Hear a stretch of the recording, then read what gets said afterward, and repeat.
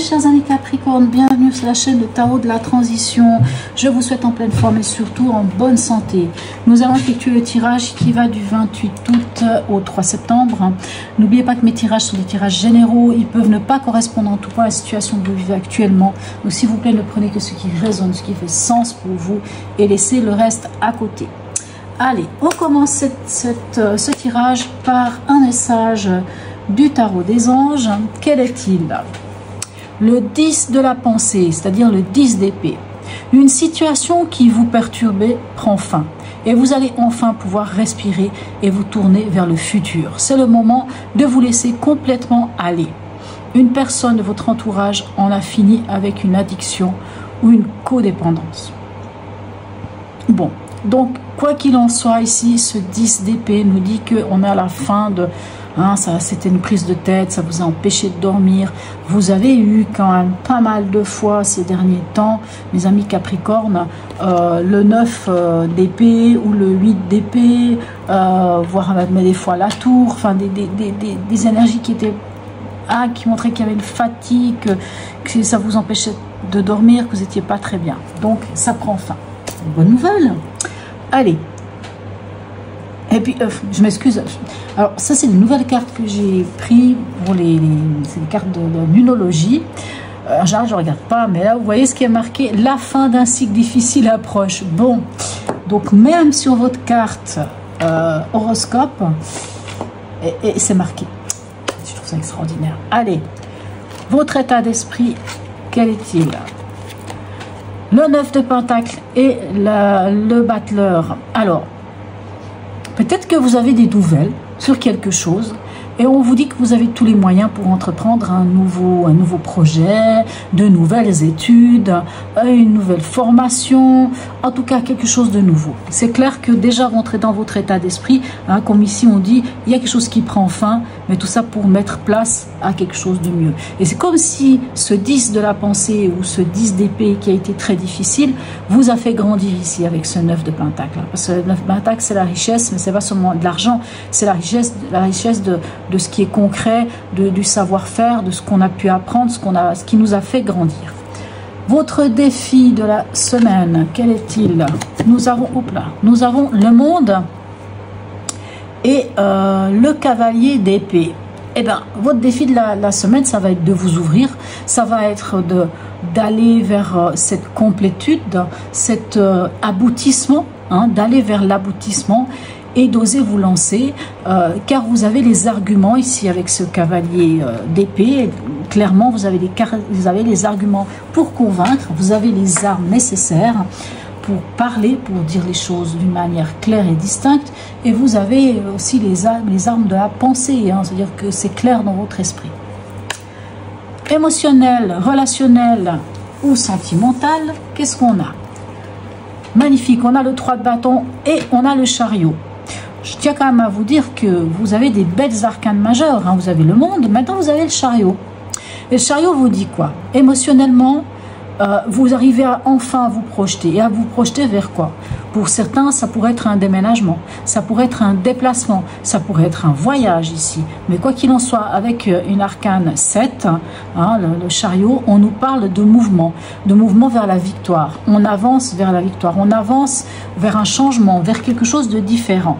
Ok, mais vous pouvez vous projeter, enfin, il y a la possibilité de vous projeter. Alors, si c'est par exemple une histoire de couple, peut-être que vous allez emménager, vous pouvez enfin vous projeter de pouvoir emménager avec votre chéri, ou vous pouvez enfin vous projeter que votre chéri vienne emménager avec vous, ou que vous emménagiez ensemble dans un nouvel appartement, parce que l'arcane 7 nous parle non seulement de déplacement, mais ça peut nous parler aussi de l'idée de déménager.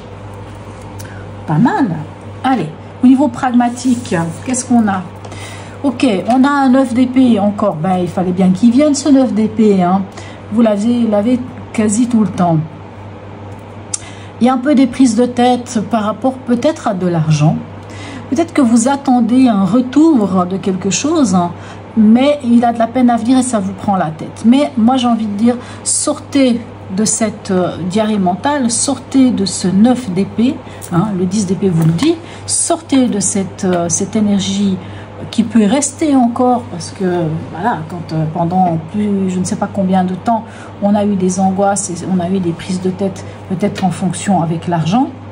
Moi, j'ai envie de dire que dépasser cela, si vous le dépassez, vous verrez que finalement le partage, ou quoi qu'il en soit, sera équitable. Que ce soit au niveau du travail, que ce soit au niveau financier, que ce soit au niveau de jeu, peu importe de quoi, mais cessez de vous mettre ce 9 d'épée là. C'est même, j'allais dire ces mémoires, oui, ces mémoires erronées, ces croyances erronées qui viennent et qui finalement vous empêchent d'être tranquille. C'est-à-dire que c'est l'ego, c'est le mental qui prend le dessus sur tout. Non, non, ça suffit. Surtout que, regardez, on a des cartes qui vous montrent le contraire. Donc, c'est le moment de lâcher ici. Allez, dans votre chemin de vie, qu'est-ce qu'on a? Ok, on a un 3 d'épée et on a un as de bâton. Alors, moi, j'ai envie de dire qu'il y a peut-être d'anciennes blessures. Peut-être c'est ses peurs ici, ce 3 d'épée. On peut avoir l'impression d'être trahi, mais je pense qu'ici, on guérit des blessures et ça nous permet de passer à l'action, de guérir nos blessures, de passer à l'action ou bien d'aller vers une nouvelle passion parce qu'on guérit ces blessures. Allez, on va les voir. À la fin de la semaine passée, mes amis Capricorne, vous aviez le 4 de denier que l'on retrouve nulle part. Pourquoi j'ai dit qu'on le retrouvait? Mais c'est pas vous, pardon, excusez-moi. Vous aviez le 4 de denier qui disait que vous sauviez les meubles, que vous essayez de faire attention à l'argent, vous économisez, peut-être que vous cherchez à faire même un budget. C'est peut-être pour ça d'ailleurs qu'ici il y a peut-être une angoisse parce que vous aimeriez faire ce budget, mais vous aimeriez que ça soit équitable, que vous puissiez quand même retomber sur vos pattes et non pas que toujours les mêmes payent, si j'ose dire. Je ne sais pas pourquoi je dis ça, c'est peut-être totalement faux, mais il peut y avoir ça.